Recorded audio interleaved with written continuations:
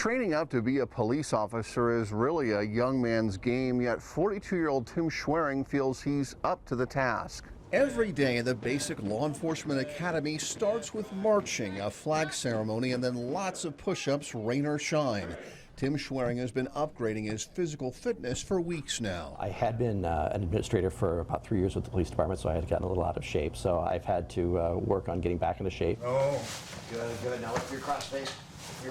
Schwering can also expect some of his first fighting in a couple of decades, but says if he's going to lead police officers, he has to know how and when they use force in the field. It's one thing to sit in a conference room with the suit and tie on and hear how things are supposedly working, but it's quite a different thing to actually sit there and go through the process for yourself. Schwering's decision to go through the academy has been applauded by civil rights groups who think the way officers are trained shapes the way they interact with the public. We've spent a lot of time working with the Department of Justice on their recommendations as far as training, things we need to be doing in regards to use of force.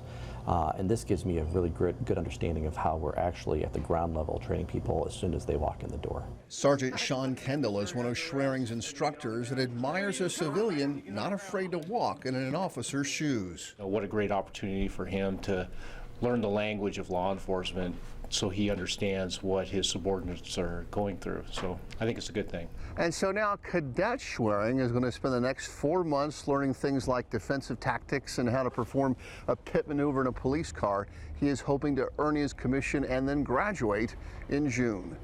Reporting at the Police Training Center, Humphrey, KXLY 4.